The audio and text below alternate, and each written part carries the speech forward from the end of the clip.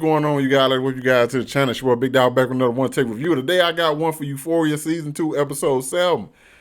Man, oh man, let me tell y'all something, boy. I damn near had to call me a fade, boy, because I need to get off, because, man, this shit gave me blue balls, man. How y'all just gonna tease all this stuff and then just boom, it's over? You know, I'm like, well, to be continued. Nah, I need to know what my boy Fez is. Did he make it? Did Cutler do something? Did Ashtray cut Cutler? Did the big fake come out and tell her what's going on that he recording shit? Like, oh, so okay, we gotta find out next week. Bet.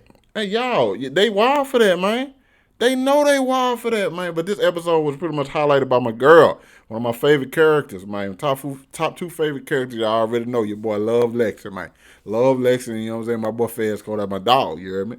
But this one highlighted by Lexi's play, the play we've been anticipating, her baby, you know. And one of the things I love that they showcased is that the fact that Lexi and Fez have been talking every day since that night at the party. You understand me? This is even after he beating their ass. You know what I'm saying? So like, yeah, I like the connection between those two. Very organic. Very, to me, it's like the most real. I don't even want to say real, you know what I'm saying? Because I feel like the other relationships are real, but like the way these two interact with one another, I like the way that they are in the relationship. And it's not even a full blown relationship yet. It's just like I like that Lex is able to be herself, Fez is able to be himself. And like even in having a conversation and everything, and she's asking him like advice, like, yo, how do you think people gonna react to it? And like, why would they trip? She's like, well, I have like good intentions, but maybe they don't see it like that. She's like, well, shit, if I went to a play and I didn't know somebody was playing me in there, I feel some type of way. He's like, what type of way? He's like, well, it depends on how to play it. He just kept telling him, like, it depends on how to play it. Then she started asking too many damn questions. My boy high out that motherfucking blaze. He like, what was the question again? So I love that dynamic between, because Fez keep it real with it, because he could have easily said, nah, ain't nobody gonna worry about nothing. They good. It's just a play. You know what I'm saying? But nah, you know, like, nah, this can affect people. You know what I'm saying? Your view on people might not be how they see themselves, and which might affect like your relationship with them. Because like immediately we see like Maddy, Cassie, and everybody else who's a part of this damn play, they looking at her like, hold up, this shit about us? Oh hell no! It's finna get shiced in this bit, and it did. But I think it got shiced in a good way because it started exposing a lot of different things, and rather than give us a Lexi backstory in the beginning of the episode, like most of the like we've got with most of the characters with Rue, Nate, Jules, Cassie, Matt, all of those characters have got like, hey, they start off the episode where we getting a backstory about a full thing dedicated to them. This seems like this entire thing, this play was about Lexi, and like, but it also highlighted more things about the friends in this group, which I thought was absolutely fantastic, because we know Lexi and Rue have been cool forever. Okay, we know that they're best friends, but it always seemed like it was more Lexi on like being there for Rue rather than it was Rue being there for her. And we see like what the separation and divide came. We saw how Lexi's dad moving out with her, and how Rue's dad dying did her. And we see the moments before that when they just chilling on top of the roof, and like I'm just like, damn, they really are cool. You know what I'm saying? They really are looking out for each other. We see the early stages of Rue's addiction, and like Lexi reading the poem at the wake and everything. I'm just like, man, this shit, yeah. It's like you really feel that friendship and that love for one another. And I like everybody was there to support. You know, you got some people sitting by other people. Jules off by herself. Elliot, goddamn hyena ass way in the back. Cassie and Nate sitting beside each other for some reason. Cassie and this bitch looking like a Maddy character or something. The best version of Maddy that she can probably pull off with them big ass damn juggalos and shit. But nonetheless, it's just so many different things going on. I'm just like, I'm really appreciating this. Because they do expand on one of the things I love that they expanded on is the Cassie and Maddy relationship. Because I think a lot of us was waiting to see what the fuck happened when Maddy was trying to get out to Cassie. You know what I'm saying? Like, what the fuck she did to her? And I told people this all the time. Every time it happened, I was just like, bro, she mad at her 100%. And when she found out what she did, she gonna want to beat her ass. But she's also gonna be fucking hurt, man. Your best friend, who you been telling everything about this guy to, that motherfucker fucked him behind your back. Like, you still been going to her, telling her, and watch, like, she's literally fucking him while you were telling her problems you having with the dude. That you possibly want to get back with, all that shit. When I don't know what it is about Euphoria, specifically, when they have two characters on opposite sides of the door, okay? That shit there just be intense. And let me tell you what elevated this scene even more. It was the fact that Lexi knew that, like, she felt like she was losing her sister to Maddy when Maddy came into the fray. But like Maddy, obviously, just a fucking sweet ass person, bro. That doesn't get appreciated enough. Like, I honestly want to see the best for her. Don't get me wrong, Maddy's still fucking toxic. Okay, no, I don't think we can just ignore the fact that Maddy's toxic. Like, Maddy like to fight and shit. You feel me? But I still think I want the best for her, because I think there's somebody out there who can allow her to be vulnerable and protected, which I think she needs, because she's always been. Sometimes she's always, like, she's the protector. She's the fierce one in most situations. And she kind of have up this, like, not persona, but like her guard in a sense. You know what I'm saying? I need her to be with somebody where she can actually be vulnerable. But nonetheless, we get the scene where we find out more about Maddy's parents, because we never see them motherfuckers, like, ever. Like, there's a part of me just wonder, like, does she fucking live by herself? Because they don't show them up at all, okay? But we have this whole situation where her parents are arguing, they always fight. So Maddy actually went to stay with Cassie and Lexi for a while, which we didn't know. And that's when they got really close. And another moment, even though it was showed in the play, because the play kept going back from, like, reality to play, and I thought that was a nice thing. Because, like you see that Lexi's like, yo, this is, well, not necessarily Lexi, but the show showing you, like, yo, this is, like, how things actually were, and this is how, like, Lexi is showcasing them in this story. But when Cassie told her, hey, you can come get, like, you don't have to lay on sleep on the floor, like, come get in the bed with me. And, like, she held her while she fucking cried, because she's depressed about the shit that's going on with her parents. And that scene transitioned immediately to Maddy beating on the damn door trying to talk to Cassie. Just like, yo, like, how could you fucking do this to me? Like, just face me. Look me in my eyes and tell me this shit was fucking worth it. I would have never done this to you. It's not about Nate. Like, bro. Hey, Alexa, hey, I know Zendaya. Zendaya wrapped her damn email episode 6. Okay. Then episode 5. And then she backdoored on that bit with the snot and shit. She's like, okay, I gotta make sure I grab that's in the bag for me. But Alexa Demi, if she gotta at least get a fucking nod or something, bro. Like come on, give her a nod or something. Cause damn, man, you feel for her outside that damn door. I'm just like, Cass, open the fucking door, man. Face your friend. Like, if you gonna do this shit, stand on business. Like, come on, you slut. I'm just like, you sad for it, but you just also want somebody to beat the fuck out of Cassie, bro. Like, damn, man, that's shiesty, man. Like, in the worst way. You feel me? In the worst way. You understand me? So, cause like Maddy just in there just pleading and just out of it, like, he took everything from me, like. And now he's fucking my best friend. When is this shit gonna end? I'm just like, ugh. Come over here, Maddy. Come here. These will take care of you. Fuck. Or I go holler at Samantha. Let Samantha. I ain't gonna get in there. Maybe it's because I posted a little video the other day. And this is a transition from, like, Maddy, the situation with Cassie, to this situation with Samantha. Apparently, Maddy knows she's leaving. She's gonna have to, like, tell the little kid, like, hey, I'm not gonna be here long. Which is, I'm kind of wondering, what does that mean? Because Maddy's a junior.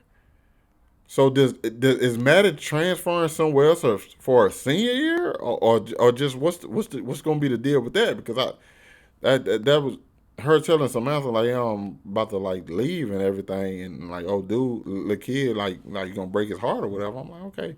And she also gifted her the purple dress that she saw her getting dressed in. So I think Samantha might not actually wanna lick on that little my bad, my bad, my bad. My bad. The shit just happened. Shit just come out sometime, people.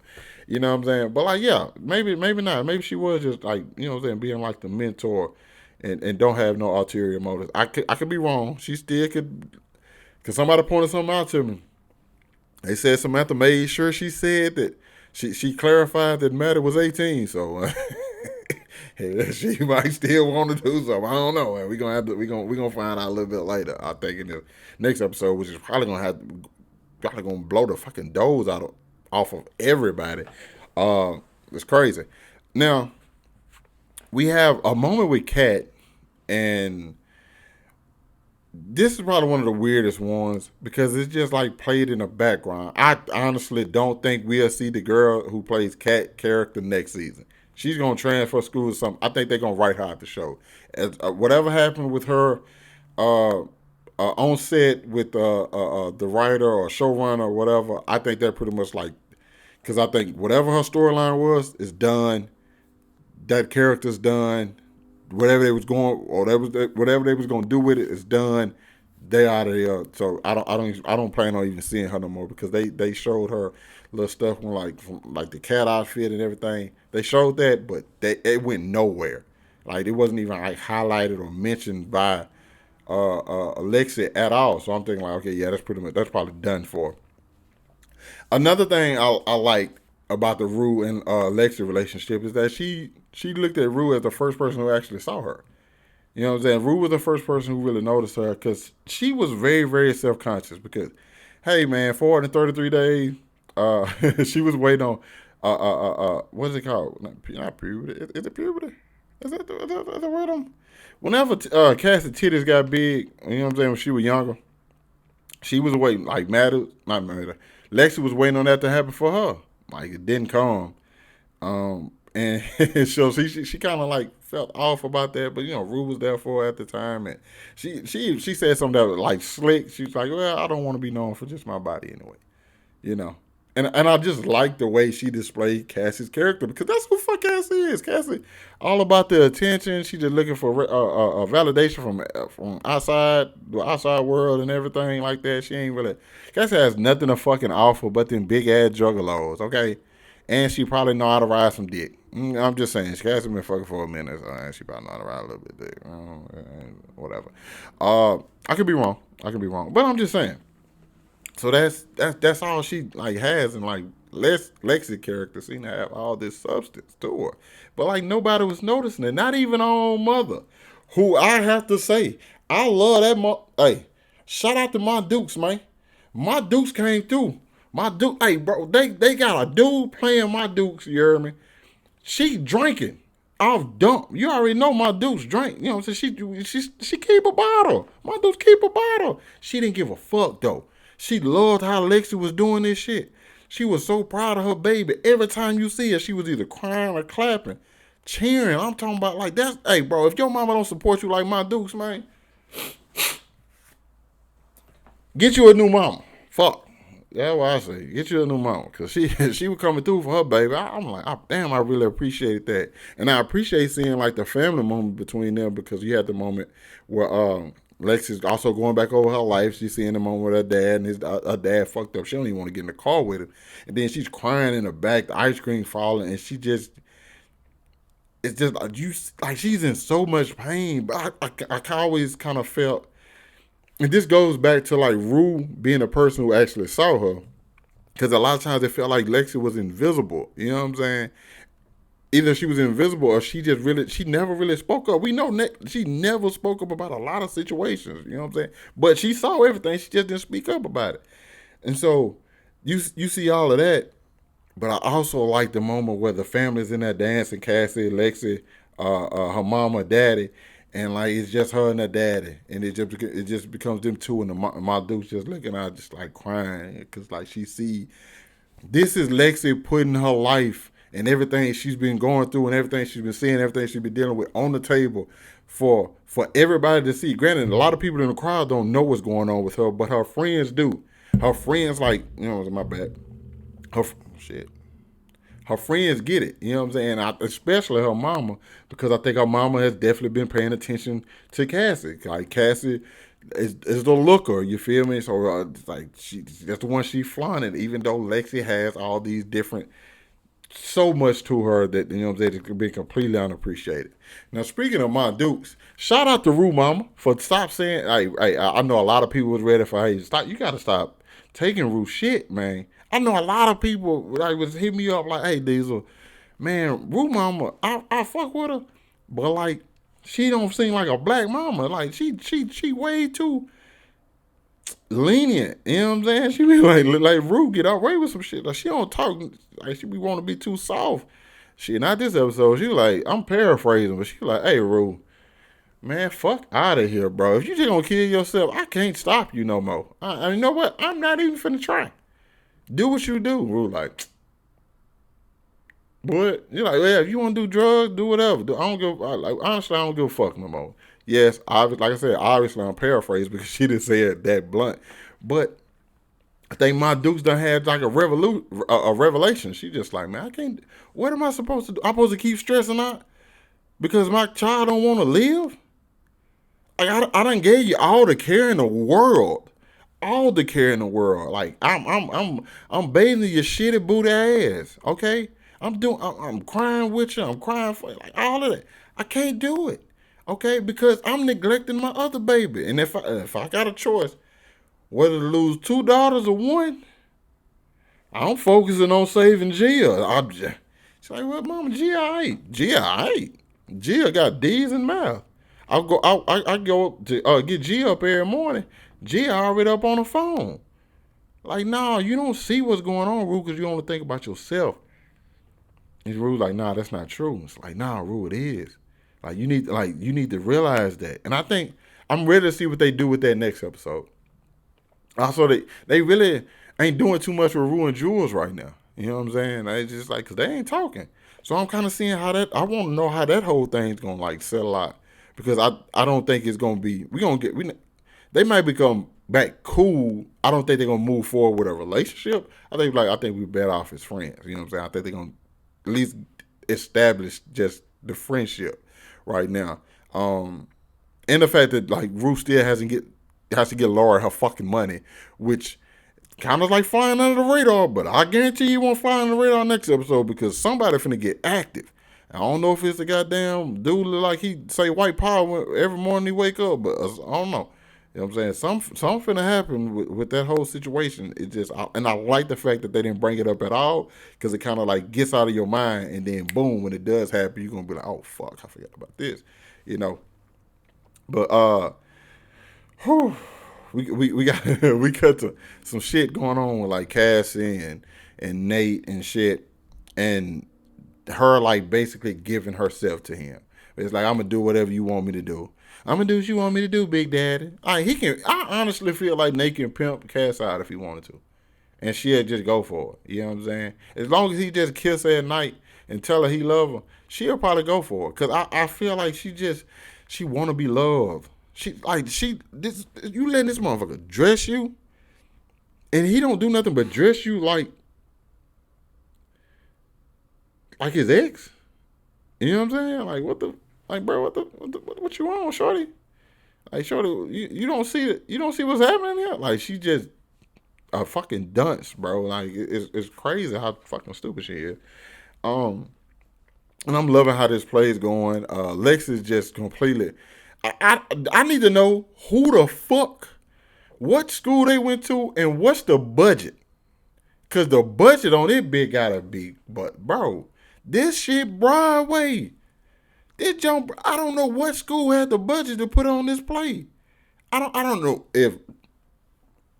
what kind of Girl Scout cookies or whatever they were selling to get this shit going, but bro, that jump here was on point. I gotta see what school they go to. Like how big that bitch is. God damn. I mean, Lord. And then I think we're gonna learn more about the black girl who's helping Lexi next season. I think she's gonna have a role to play next season. Trust me on this. When they hint at certain characters, or just like sprinkle them in there, they always end up paying dividends in the next season. And I know that that's saying a lot because it's only fucking 2 seasons. But trust me on this, watch, you'll see. Um, but yeah, like the whole Cassie and Nate thing, and like she's submitting to him, and like Lexi's interpretation of that, I like, because she knows her sister. Nate, the character of Nate didn't really get a lot of dialogue because if you know, Lexi's never just really been around Nate. She only like hears stuff about him. So I like the fact that like Cassie's character, the girl who playing Cassie in the play or whatever, she's the one like initiating all the dialogue and stuff between those two. Now, what you also see is Nate have a freaking uh, a nightmare. Well, he's about to fuck Cassie. Then it kind of turns around and you see it's his dad, and then he turns around and see it's him about to get his shit clapped by his dad. I don't know what's going on with Nate. Now you take that right there and you accompany it with this final scene that my girl Lexington had to make sure she hit home, where it's questioning Nate's sexuality. Because if you notice, obviously Ethan's playing Nate because you can notice by the scar on side of his head from why when Fez busted shit open. And I think the episode made sure it highlighted that scar on Nate's head. So when you saw it on Ethan's, like it was signified like who that was. And it's one of those things where like, is it gay or is it not gay or is he gay? And he started feeling uncomfortable because I think we all know that like he's questioned his sexuality on multiple occasions, and like this is like bringing it to the forefront where everybody sees it. And of course, like that shit was over the top, like motherfucker. I'm just like, God damn, that shit over the top. Like what? Like it's pretty crazy. You know what I'm saying? Like they going all out, balls to the wall. I mean, well, balls to everything apparently because this whole scene just not uncomfortable, just awkward. I'm just like, okay, well, I guess this is how she see this whole the toxic masculinity thing being broken down and like, yeah, y'all do this type of shit, but y'all supposed to be so, you know what I'm saying? I think that's kind of like Lexi breaking that shit down and like tearing those walls down to that whole thing. So I enjoyed that because, like I said, I loved how Lexi displayed everything in this, like the relationship she has with people and the relationship that other people have, or how she views those relationships outside of herself. Now, I'm trying to make sure I ain't forgot nobody before I get to like this key point right here. Because the biggest fucking shit that I think we all looking out for is, does Fez make it to this plate? Because Lex is constantly looking out into the crowd and he's not in that seat. We see Fez getting ready for this jump. Okay, we got Faye pressing my boy shit. She like, and I think some people think that they have Faye got a thing for Fez. I do think she hit him with some googly eyes every now and then. I don't think she's fully committed to something like that, or fully have like feelings for him or like want something with him. I think she. I don't. What I don't. How do I describe it? It's not looking up to him. It's just like she like, this a solid ass dude. You feel me? I think it's more like that. It's more of a like respect ass, or respect thing than like her actually want to fuck him or some shit. You know what I'm saying? Because I think she would have been tried to.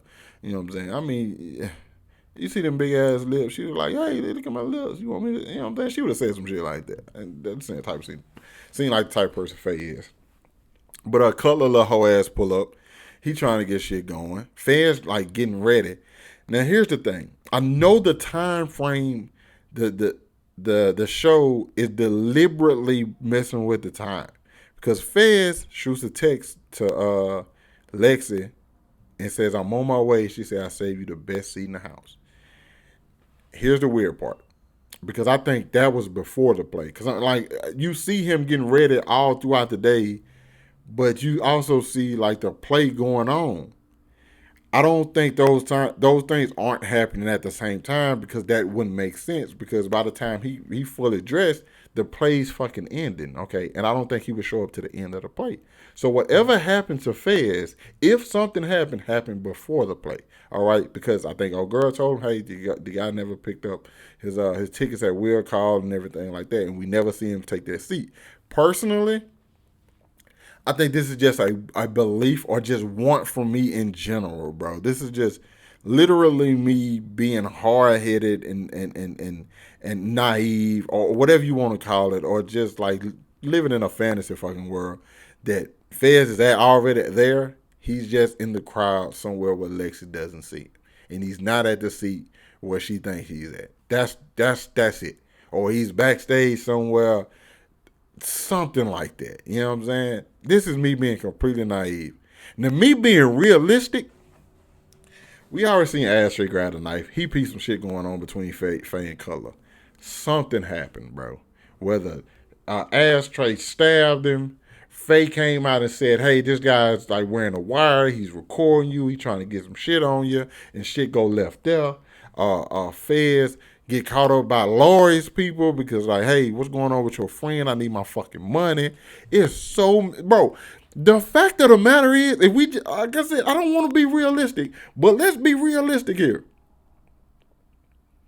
There is about 10 different things bad that can happen to Fez right now, bro. I ain't gonna say that. I'm gonna say about 5 different things that can just stop Fez from making it to this plate. Period, bro. Like, there's so much, like, there's an uphill battle for my boy to make it to this damn plate, and I feel like that's just what it is. Realistically speaking, like I said, my fantasy mind, he's there already. We just didn't see him. You know what I'm saying? He gonna show up after the play. Lex is happy as fuck, giving the flowers. But realistically thinking, Rue gets a fucking text message right after the show. Fezco got locked up. Fezco got shot. Fezco just got in some stuff. Fezco on the run.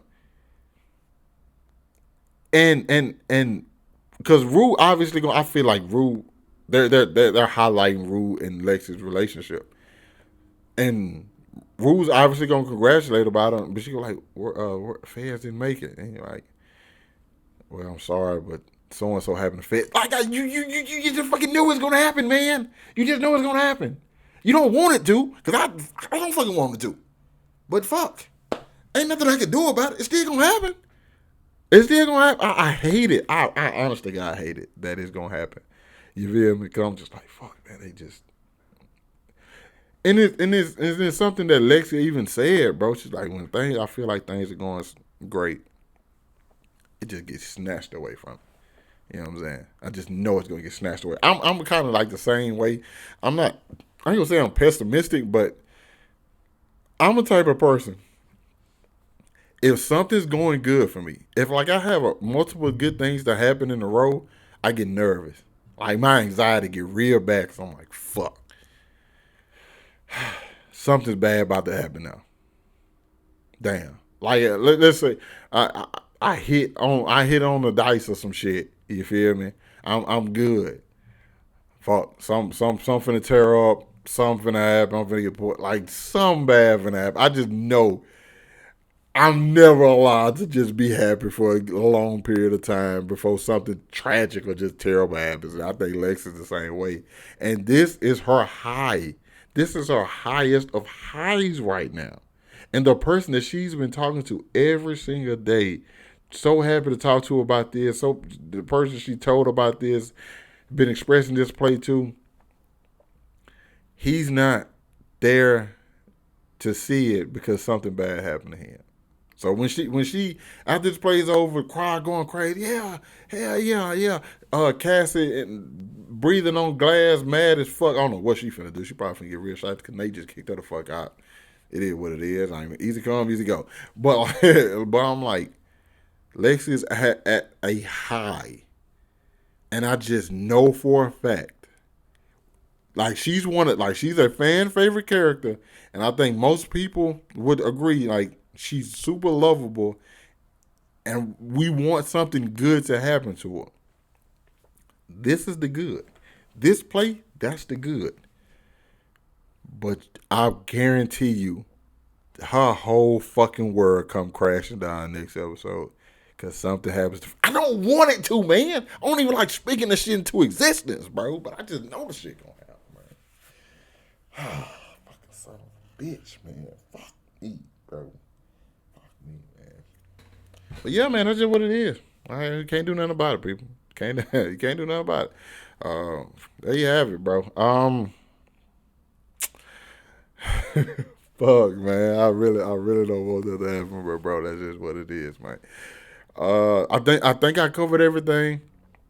It's part of me. I'm trying to think of every single character that I possibly might have missed, or some storyline, some plot line I might have missed. But I think I covered think I covered the basis of everything. If I didn't, man, just let me know down in the comments, man. But yeah, thank you guys for watching. This season finale next week is about to be crazy. We still got Rue and Jules. We got Rue and Laura. We got the whole Fez situation. We got to see like the fallout between. I think we still got the Maddy and Samantha situation. We got. I don't think they're gonna do nothing with Kat at this point. We got to see how Elliot plays a part in all of this shit. Nate, he's dead, bro. It's just a lot. It's a lot. This season finale gonna have the fucking internet rocking. You hear me? I think we need to do a watch party or something. Live reaction, watch part. I'm gonna think of something. You hear me? Because I told everybody, I said at least I want to react to one episode this season, and I think episode 8 is gonna be the one. You hear me? If I can, I think I got we got a second phone today, so I like got more storage and shit. I gotta see what's up with that. You feel me? So I can get that bitch in the mail. But yeah, this was crazy. You guys, let me know what y'all thought about it down in the comments. Hit that like button, subscribe to my channel. Thanks for watching the video. Hope you guys are staying safe, and I catch up with you guys later. Peace.